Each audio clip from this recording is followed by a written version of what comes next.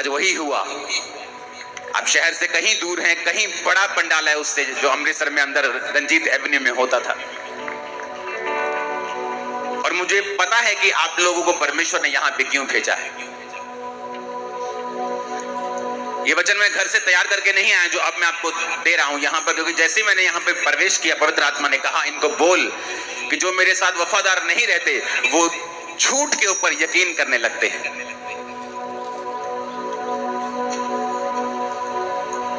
फिर आप कहेंगे कि मैंने पक्का पता सी मैं बिजनेस से कामयाब होना, पर मैं होया नहीं। क्योंकि मैं 15 लोगों को देखिया ये बिजनेस से कामयाब होए, इन्होंने यही काम किया सी, पर मैं कामयाब नहीं होया। पता नहीं मेरी मैरिज सही जगह क्यों नहीं हुई, पता नहीं मेरी लाइफ में ये क्यों नहीं हुआ। परमेश्वर ने कहा जो मेरे साथ वफादार नहीं है वो झूठ के ऊपर यकीन करने लगते हैं। ऐसा परमेश्वर नहीं चाहता है। एक बाप नहीं चाहता उसका बच्चा गलत दिशा की ओर जाए और बाद में दुख भोगे। लेकिन परमेश्वर के वचन में यह लिखा है कि जब परमेश्वर ने आदम और हवा को बनाया तो परमेश्वर ने कहा आदम और हवा मेरे साथ संगति करेंगे, और मैं आदम और हवा के लिए सारी ब्लेसिंग्स को बना चुका हूं। मैंने अदन का बाग बनाया, मैंने आदम के लिए पक्षी सब कुछ बनाया, आदम को लास्ट में बना के वीआईपी की तरह उस बाग में रख दिया। अब आदम तू मेरा पीछा करेगा, तू मेरी संगति करेगा, और मैं सारे सुख जो तेरे लिए ही बनाए गए हैं मैं वो तुझे दे दूंगा। कहीं कभी आपको ऐसा महसूस नहीं हुआ कि ये सारे सुख परमेश्वर ने एक्चुअली में आदम और हवा के लिए बनाए थे, लेकिन आज उन्हीं सुखों के पीछे दुनिया पागल हुई फिरती है, चाहती है कि परमेश्वर मुझे ये सुख दे, लेकिन उनको मिलते नहीं। जब बनाए आप लोगों के लिए गए हैं, जब बनाए आदम के लिए गए हैं, तो फिर मिलते क्यों नहीं? क्योंकि परमेश्वर ने जब सुखों को बनाया तो एक कंडीशन लगाई थी कि जब तक आदम मेरे पीछे रहेगा, वो मेरी आराधना करेगा, वो मेरा पीछा करेगा, मेरी बंदगी करेगा, तब तक सारे सुख इसके पीछे रहेंगे। और जब आदम अपना मुंह मेरी ओर फेर लेगा, अपनी पीठ मेरी ओर कर देगा और सुखों की ओर भागने लगेगा, सुखों को बोला गया कि आदम को कभी मत मिलना, क्योंकि ये श्राप परमेश्वर ने पहले ही कह दिया था। परमेश्वर ने कहा जो मुझ पे यकीन नहीं करते और मुझसे भागते हैं फिर वो झूठ के ऊपर यकीन करने लगते हैं। फिर एक दिन उस बिजनेस का कोलैप्स होना लाजमी है, उस मैरिज का कोलैप्स होना लाजमी है, उस घर का कोलैप्स होना, गिरना लाजमी है, दुखों का आना फिर लाजमी है, क्योंकि हमने परमेश्वर की ओर जो फेस करना था अपनी पीठ परमेश्वर की ओर कर ली है और परमेश्वर से विमुख हो गए हैं। अरे हमें तो रोज परमेश्वर की संगति करने के लिए बनाया गया है, लेकिन हम संडे भी खुदाबंद के घर में नहीं जा पा रहे हैं। हमें हफ्ते में 2 दिन जाना ऐसा लगता है कि नहीं, ये तो बिब्लिकली नहीं है हफ्ते में 2 दिन चर्च जाना। संडे जाके भी कुछ लोग एहसान करते हैं और कुछ लोग संडे भी नहीं जाते हैं। जिस आदम को रोज परमेश्वर की संगति में रहने के लिए बनाया गया, वो आदम परमेश्वर से विमुख होकर बाकी वो सारे काम कर रहा है उन्हीं सुखों को पाने के लिए जो परमेश्वर ने आप लोगों के लिए ही बनाए हैं, लेकिन वो आपको मिल नहीं रहे। कहीं तो कमी है, कहीं तो मिसिंग पॉइंट है। कितने तक कुंडी हैगी पंजाबी के अंदर कि जो मेरे लिए बनाया गया है वो मुझे ही मिल नहीं रहा है।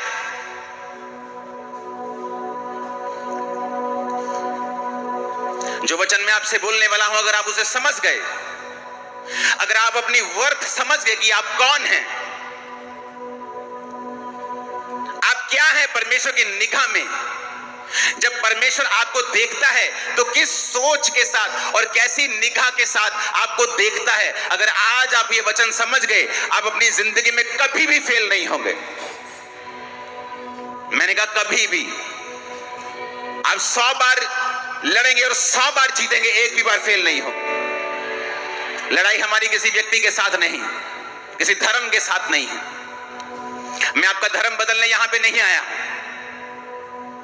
मैं आपका मन बदलने के लिए आया हूं। जीसस ने जब प्रीच करना शुरू किया तो नहीं कहा धर्म बदल लो, जीसस ने कहा मन फिराओ, मेटामोनियो, अपने सोचने के तरीके को बदल लो। तुम सोचने का तरीका बदल लोगे, मैं तुम्हारी जिंदगी में बड़े काम करूंगा।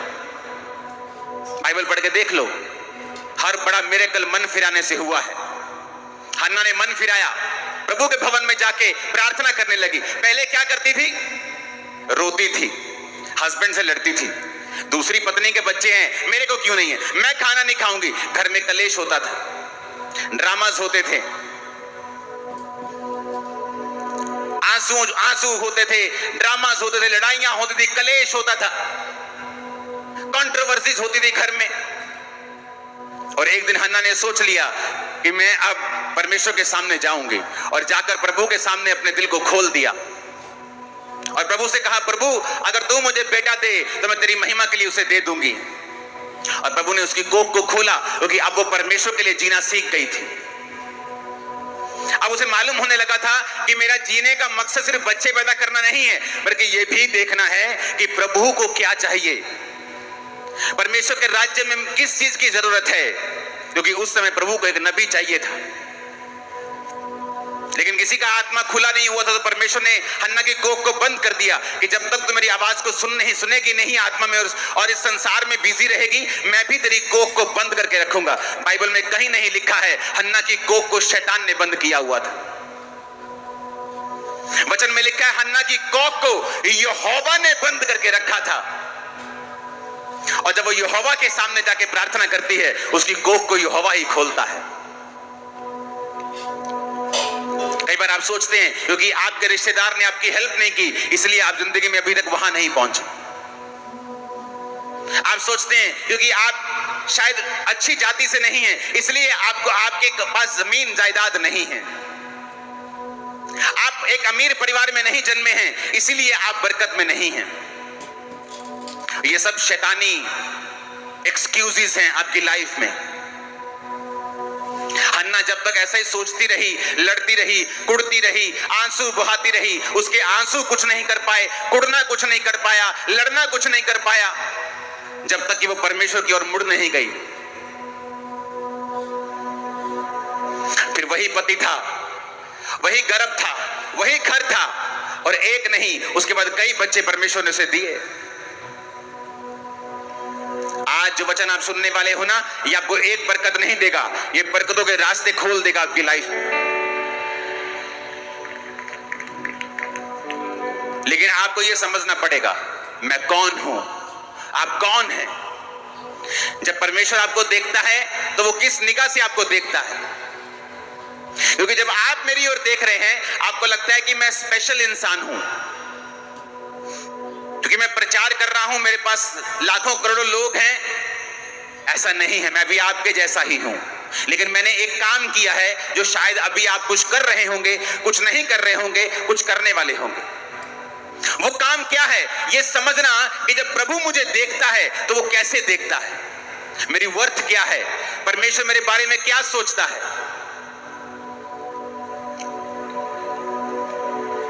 गिदोन के बारे में आज पढ़ेंगे न्यायों 6, उसकी 11 से लेकर 16 आयत को हम पढ़ेंगे। फिर यहोवा का दूत आकर बांज वृक्ष के नीचे बैठ गया, जो ओपरा में एबीएजरी योआश का था, और उसका पुत्र गिदोन एक दाख रस के कुंड में गेहूं इसलिए झाड़ रहा था कि उसे मिधानियों से छिपा के रखे। उसको यहोवा के दूत ने दर्शन देके कहा, हे शूरवीर सूरमा, हे शूरवीर सूरमा, यहोवा तेरे संग है। गिदोन ने उससे कहा, हे मेरे प्रभु, विनती सुन, यदि यहोवा मेरे संग होता, हमारे संग होता, तो हम पर यह विपत्ति क्यों पड़ती। जितने आश्चर्य कर्मों का वर्णन हमारे पुरखा ये कहकर करते थे कि क्या यहोवा हमको मिस्र से छुड़ा नहीं लाया, वो कहां रहे। अब तो यहोवा ने हमको त्याग दिया और मिधानियों के हाथ में कर दिया है। तब यहोवा ने उस पर दृष्टि करके कहा, अपनी इसी शक्ति पे जा, तू इजराइलियों को मिधानियों के हाथ से छुड़ाएगा। क्या मैंने तुझे नहीं भेजा। उसने कहा, हे प्रभु विनती सुन, मैं इजराइल को कैसे छुड़ाऊं। देख मेरा कुल मनुष्य में सबसे कंगाल, और मैं अपने पिता के घराने में सबसे छोटा हूं। यहोवा ने उससे कहा, निश्चय मैं तेरे संग रहूंगा, इसलिए तुम मिधानियों को ऐसे मार लेगा जैसे एक मनुष्य को। इस समय इजरायली जाति जो थी परमेश्वर से मुंह फेर कर अपनी पीठ खुदा की ओर कर दी थी। जब पीठ परमेश्वर की ओर कर दी तो परमेश्वर ने मिद्यानियों को इस्राएलियों के खिलाफ कर दिया। पहले ऐसा नहीं था। ये सारे मिद्यानी, ये सारे लोग इस्राएल से दब कर रहते थे, लेकिन जब तक वो खुदा के साथ रहते थे इस्राएली, खुदा उनको जीत देता था। जब वो मुड़ गए परमेश्वर से, खुदा ने उनको हराना शुरू किया और मिद्यानी उन पर कब्जा करने लगे। परमेश्वर एक व्यक्ति के पास गया और गिदोन को कहा कि जा और तू उन्हें मिद्यानियों के हाथ से इस्राएलियों को छुड़ाएगा। कहता प्रभु मैं कैसे छुड़ा सकता हूं, मेरा कुल, मेरा परिवार है ना, जो हमारे रिश्तेदारों में सबसे कंगाल है। हमें लोग सबसे बाद में बुलाते हैं शादी के ऊपर, मेन इंपॉर्टेंट काम पे तो हमें बुलाते भी नहीं है जी, हमें पूछते भी नहीं है। और मैं अपने परिवार में सबसे छोटा हूं। मेरा कुल कहता मेरा कुल मनुष्य में सबसे कंगाल है, हम सबसे गिरे हुए हैं। कहता दूसरी बात यह है कि मेरा कुल सबसे ज्यादा गिरा हुआ है, सबसे छोटा है, और मैं अपने कुल में सबसे छोटा हूं। तो प्रभु तुझे गलती लग गई, तूने लीस्ट इफेक्टिव आदमी चुन लिया है, तूने ऐसा आदमी चुन लिया है जो सबसे कम खतरनाक है, सबसे कम इफेक्टिव है, जो बिल्कुल गया गुजरा है, जो रैंद खूंद है। कहता तूने वो चुन लिया है। जैसे आज लोग सोचते हैं कि क्या परमेश्वर मेरी जिंदगी में काम करेगा। मैं तो एक छोटी जाति से आता हूं, मैं तो एक छोटे परिवार से आता हूं, मैं तो गरीब परिवार से आता हूं, मैं तो बीमार शरीर से आती हूं, मैं तो बांझ शरीर से आती हूं, मैं तो गरीब और बिल्कुल छोटे परिवार से आता हूं, मैं तो 3000 रुपए महीने की जॉब करती हूं। क्या परमेश्वर मेरी लाइफ में ऐसा काम करेगा? मैं आपको गुड न्यूज देता हूं। मेरा यहोवा परमेश्वर जो 4000 साल पहले ऐसी बातें करता था, जो 5000 साल पहले ऐसी बातें करता था, फिर जीसस के समय वो ऐसी बातें करता था, पौलुस के समय कहता था कि मैंने तुच्छों को, मैंने गरीबों को, मैंने बीमारों को चुन लिया है, वो आज भी ऐसी ही बातें करता है। और वो तुम्हें चुनना चाहता है और तुम्हें ऊंचा करना चाहता है। आमीन ऊंचे वाला चाहिए चर्च। वो आज भी ऐसा ही है। गुड न्यूज यही है, वो आज भी ऐसा ही है। वो तुम्हारे फाइनेंस की कंडीशन को चेंज करना चाहता है, तुम्हारे परिवार की स्थिति को बदलना चाहता है। गरीबी के श्राप जो दादाओं परदादाओं से चलते आ रहे हैं, उन्हें तोड़ना चाहता है। वो बोलोगे वो कैसे टूटेंगे? अगर आप परमेश्वर की ओर मुड़ जाएंगे। दाऊद ऐसे परिवार से था जो बिल्कुल ही आम परिवार था। मैं आपको बताना चाहता हूं, दाऊद परमेश्वर से, कोई स्वर्ग से चुना हुआ व्यक्ति नहीं था। दाऊद पर तो परमेश्वर की प्लानिंग तक नहीं थी, क्योंकि हमेशा प्रभु की प्लानिंग घर के बड़े बच्चे पे होती थी, पहलोठे के ऊपर। तो जब शमूएल नबी दाऊद के घर में मसा करने के लिए गया, एक बच्चे को, यिशै को, दाऊद के भाइयों के घर में गया, यिशै के घर में गया, तो उसने बड़े बेटे को आते हुए देखा। परमेश्वर ने कहा मैंने इसे नहीं चुना, मैंने इसे अयोग्य करार दिया है। यानी प्रभु की प्लानिंग उसके ऊपर थी, पर वो अयोग्य करार दे दिया गया, क्योंकि वो परमेश्वर के वचन पर वफादार नहीं रहा।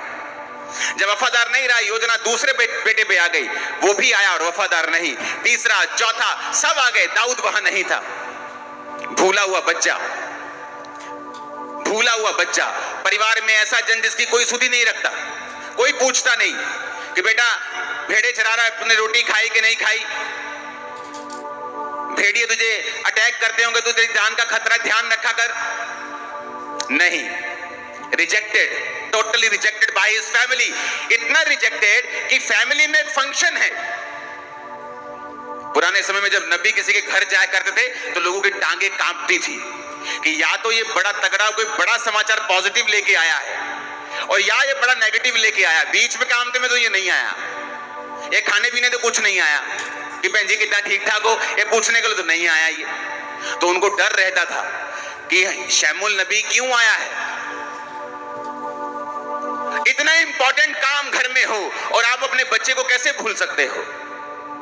क्योंकि वो आपकी फैमिली में कोई वर्थ नहीं रखता, इसलिए आप उसे भूल गए। उसकी कोई वैल्यू नहीं है, इसलिए आप उसे भूल गए। कहता एक रह गया, भेड़ बकरी को चराता है, उसे भूल गए हम। कहता उसे लेके आओ। जब वो आया तो मसा किया गया।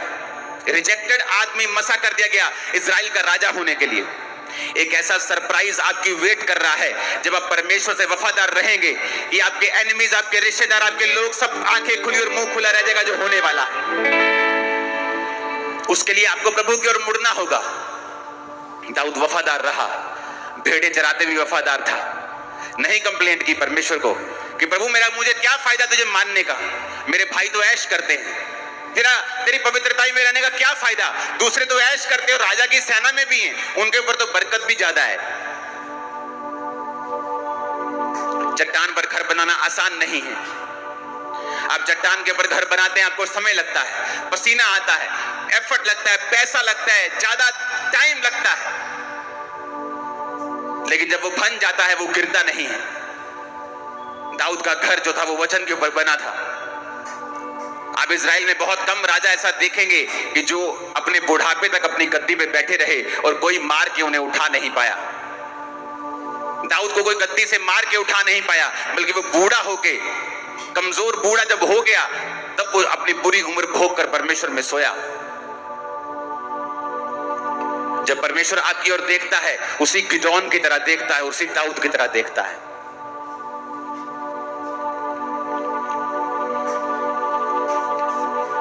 जब मेंटली अपसेट के अटैक होते थे और दुष्ट आत्मा मेरे पे जब अटैक करती थी तो कोई दवाई काम नहीं आती थी, कोई काउंसलिंग साइकेट्रिस्ट की काम नहीं आती थी। रोता था मैं, करलाता था, दुखी होता था बहुत। फिर मैंने नशे करने शुरू कर दिए एक्सट्रीम, और मैं परमेश्वर को जानता नहीं था।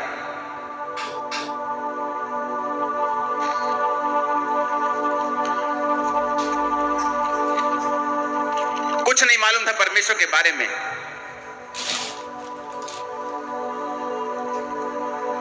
लेकिन जिस दिन यीशु मसीह के बारे में मालूम हुआ और मैं प्रभु में चलने लगा, नॉलेज नहीं थी परमेश्वर की। और एक पास्टर मुझे आत्मा में बोलता था, तू परमेश्वर का बहुत बड़ा दास है, तू परमेश्वर का माइटी जन है। मुझे लगता था कि मैं पागल हूं, शायद मैं मर जाऊंगा, तो मुझे तसल्ली देते रहते ये लोग। मैं क्रिश्चियन बन गया हूं ना, तो शायद मुझे झूठी तसल्ली देते रहते, मुझे मोटिवेट करते रहते हैं कि मोटिवेट करके इसको थोड़ा सा टेम्परेरी सुख मिल जाएगा, थोड़ा मेंटली स्टेबल हो जाएगा आदमी, तो थोड़ा दुख कम हो जाएगा। पर मुझे मालूम नहीं था कि वो पवित्र आत्मा से ऐसा बोलते हैं। मुझे मालूम नहीं, परमेश्वर उसी तरह मुझे देख रहा है इस तरह वो गिदोन को देखता था। मुझे वो उसी तरह से देख रहा है इस तरह वो अपने लोगों को, अपने पतरस को, जिस तरह से पौलुस को वो देखता था, जिस तरह वो दाऊद को देखता था कि मैं सबसे छोटे को चुन लूंगा, सबसे कमजोर को चुन लूंगा, मैं सबसे तुच्छ को, सबसे गरीब को, सबसे रिजेक्टेड को चुन लूंगा, ताकि जो अपने आप को बड़ा समझते उनको शर्मिंदा कर दूं। कभी नहीं सोचा था कि इतने लाखों लोगों में कभी प्रचार किया करूंगा, क्योंकि मैं कलीसिया में फ्रंट पे भी जब बैठता था तो अपने मुंह को नीचे करता था कि ताकि मेरे को कोई देखे ना। पीछे से मैं सबसे आगे जाके बैठता था ताकि लोग मुझे, मेरे फेस को देखे ना। मुझे इतने अटैक्स, इतनी शर्म, इतनी हिचक होती थी, मैं बैठ भी नहीं पाता था प्रभु की हजूरी में। नहीं तो अगर मैं अच्छा होता तो बोलता, प्रभु मैं कंप्यूटर इंजीनियर था इसलिए तूने मुझे चुन लिया। इसलिए मैं आज कहता हूं कि मैं सबसे तुच्छ था, सबसे कमजोर था, और परमेश्वर ने मुझे चुना। और यही वो प्लान आपके लिए रख के बैठा है, आपको उसके पीछे चलना है। मुझे याद है 2004 में जब मैं परमेश्वर में आया, उसके बाद मेरी लाइफ में मैंने ऐसी कोई गलती नहीं की, किसी लड़की के साथ कोई संबंध नहीं रखा, कोई शराब नहीं पी, कोई नशा नहीं किया। बपतिस्मा लेने के बाद सब कुछ छोड़ दिया, परमेश्वर के पीछे चलने लगा। एक अच्छा बिजनेसमैन था, अपने घर में काम, अपने बिजनेस में काम करके, अपने घर पे काम करके शाम को चर्च जाया करता था, भरोसा रखता था परमेश्वर के ऊपर।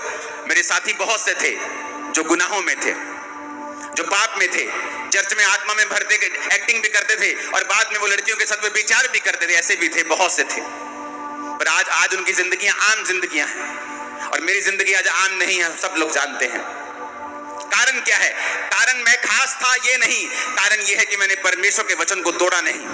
मैं उसके वचन की कीमत को जानता था कि अगर परमेश्वर ने मुझे तुच्छ के रूप में चुना है तो मुझे समय लगेगा, मुझे प्रभु के पीछे चलना पड़ेगा, विश्वास रखना पड़ेगा, ताकि वो मुझे वैसा बना सके जैसा वो सोचता है।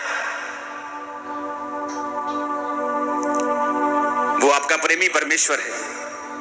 आप प्रभु को अपना जीवन देके देखो, वो दुनिया से लड़ लेगा आप लोगों के लिए, दुनिया झुका देगा आप लोगों के लिए, मैं आपको बता रहा हूं। और सब बातें मिलकर भलाई को पैदा करती हैं। जो यीशु से प्रेम रखते हैं, मैं शुरू से परमेश्वर को देखना चाहता था। जब मैं परमेश्वर में नहीं था तब भी मेरे को एक परमेश्वर की ललक होती थी कि मैं परमेश्वर को देखना चाहता हूं। वो कौन है, कैसा दिखता है, क्या है।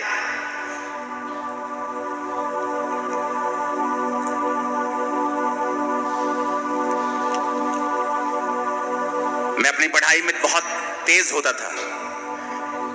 बहुत सी क्लासेस मैंने जंप की हैं और मैंने जल्दी जल्दी अपनी उम्र से पहले क्लासेस पूरी करके बहुत यंग एज में मैं कॉलेज चला गया था। मुझे याद है जब मैं अपनी स्कूल की पढ़ाई को मैंने पूरा किया तो बहुत से दोस्त थे मेरे पास आके बोले कि हम एक एंट्रेंस टेस्ट देंगे, जहां पर इंजीनियर की सीट मिल जाती है, हम एंट्रेंस टेस्ट देंगे। मैंने कहा ठीक है, मैं भी दूंगा। मालूम नहीं था, कोई गाइड करने वाला नहीं था कि क्या करना है। ठीक है, इंजीनियर बन जाते हैं, चलो ठीक है। हम सब तैयारी करने लग गए। मेरे सब दोस्त, हम सब अपने दोस्त की दुकान के ऊपर शाम को इकट्ठा होते थे स्कूल के बाद, जब स्कूल खत्म हो गया, कि हम इस एंट्रेंस टेस्ट की तैयारी करेंगे और इंजीनियरिंग में हम प्रवेश करेंगे। तो एक दिन जब मैं अपने दोस्त की दुकान के ऊपर था तो उसके पिताजी ने मुझे बुलाया और उसके पिताजी ने मुझसे कहा, बेटा तू जानता है कि बड़े कॉम्पिटिटिव एग्जाम है ये, बहुत कम लोगों का नंबर लगता है इसमें, बड़ी कंपटीशन है आजकल, तो बेटा तू अपने घर में तैयारी किया कर। क्योंकि जो मेरा दोस्त था उसका बड़ा भाई उस कॉम्पिटिटिव एग्जाम को एक बार दे चुका था, उसका क्लियर नहीं हुआ था और वो मेरी भी तैयारी करवाता था। तो मुझे कभी गुस्सा नहीं लगा, शुरू से मेरी आदत ये थी। मुझे मालूम था कि जो खुदाबंद मेरे साथ परमेश्वर करेगा वो अच्छा ही करेगा। मैंने कहा ठीक है अंकल, कोई बात नहीं। मैं अपने घर पे जाकर तैयारी करने लगा। ऐसा कोई मेरे मन में मैं इनको बताऊंगा, मैं इनको दिखाऊं, मेरे मन में ऐसा कभी नहीं आता, शुरू से ही नहीं ऐसा। मेरा मन ना तो क्रिश्चियनिटी के पहले था ना बाद में, तो बिल्कुल ही नहीं। पहले कई बातों में मैं फिर करता था, लेकिन क्रिश्चियनिटी में आने के बाद अगर आप फिर भी ऐसे हैं तो आपको डिलीवरेंस की जरूरत होती। हमने कुछ महीने एग्जाम की तैयारी की और उसके बाद जब रिजल्ट आया तो मेरे दोस्तों ने कहा रिजल्ट आ गया, रिजल्ट आ गया। मैं कितने रिजल्ट, अखबार में आता था रिजल्ट उस समय, कहते अखबार से आ गया रिजल्ट। अखबार लेके आए, हम एक धार्मिक स्थान के ऊपर बैठे थे। जब अखबार खोली वो सारे फेल थे और मैं अकेला पास था। सारे फेल थे, सारे के सारे फेल थे वो। और मेरा रैंक इतना ऊपर आया कि मुझे फ्री सीट मिली थी। मैंने अपनी इंजीनियरिंग के लिए पैसे खर्च नहीं किए, तो मुझे फ्री सीट मिली क्योंकि मेरा जो रैंक था पंजाब में बहुत ऊपर था। तो मैं आपको ये इंसिडेंट इसलिए बता रहा हूं, अगर आप सच्चे हैं और अब तो परमेश्वर आपके संग है, कोई आपके साथ कितना भी बुरा करने की कोशिश क्यों ना करे, वो आपकी भलाई में बदल जाएगा। इमेजिन करो, जिस किताबों से, जिस गाइड से वो पढ़ रहे थे और मुझे पढ़ा रहे थे, अगर वो फेल हुए तो मैं तो होता ही होता फिर। पर देखो परमेश्वर ने मुझे उनसे दूर कर दिया और मैंने अपनी अलग किताबें परचेज की। माई हीरा गेट गया जलंधर में, अलग किताबें ली और मैं खुद पढ़ने लगा, खुद सीखने लगा और खुद एग्जाम की तैयारी करने लगा। कई बार आप सोचते हैं, हन्ना सोचती है कई बार, हाँ ये जो सौतन है मुझे चिढ़ाती रहती है मेरे को, इसको छोड़ूंगी, इसको मार दूंगी। लेकिन अगर आप ध्यान से बाइबल पढ़ के देखें तो परमेश्वर का जो मिरेकल हन्ना की लाइफ में हुआ, उसकी सौतन एक वजह है। क्यों? वो चिढ़ाती थी और हन्ना परमेश्वर की ओर चली गई। अगर वो चिढ़ाती नहीं, ਉਹਨੂੰ ਬਾਂਝ ਨਾ ਕਹਿੰਦੀ, ਚੱਲ ਤੂੰ ਤਾਂ ਬਾਂਝ, तेरे तो होना ही नहीं, मेरा हस्बैंड तो मेरे नाल है, साडा बड़ा प्यार है, तेरे नाल तो कभी होना नहीं, ऐसी बातें बोलकर उसको चिढ़ाती थी। और उसने उन बातों का गुस्सा नहीं किया, परमेश्वर के सामने गई और परमेश्वर के सामने सारा कुछ उंडेल दिया। गुस्सा मत कर जब लोग आपके खिलाफ बोले, अरे भाई वो आपकी पीआर है, वो आपको मशहूर कर रहे, जो आप पहले नहीं कर पा रहे थे अब और कर पा रहे हैं, उनकी वजह से थैंक्स करो उनका। पहले इतना बड़ा पंडाल कभी नहीं लगा अमृतसर में, थैंक्स करो। वो तो मशहूरी करने वाले फ्री के, कि आप चर्च के पैसे को जरूर मशहूर करने में लगाएंगे, लोगों को करने तो आसान हो जाएगा आपका काम। आपके विरोधी आपके लिए ही काम करने लगते हैं जब आप प्रभु से प्यार करने लगते हैं। वो इनडायरेक्टली आपको फायदा देने लगते हैं, आपके लिए ही काम करते हैं दिन रात आपका नाम ले लेकर, क्योंकि परमेश्वर आपके संग है। सब बातें मिलकर भलाई को पैदा करती हैं। रोमियो 8 उसकी 28 आयत में लिखा है,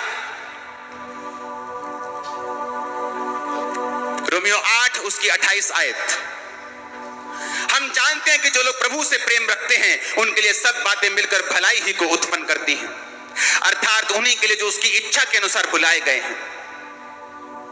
आप कई बार दुखी हो जाते हैं कि प्रभु ये मेरे 3 दोस्तों ने मुझे त्याग दिया। अरे उसने इसलिए त्याग दिया शायद कि तू परमेश्वर से प्रार्थना कर सके, तू प्रभु के करीब जा सके।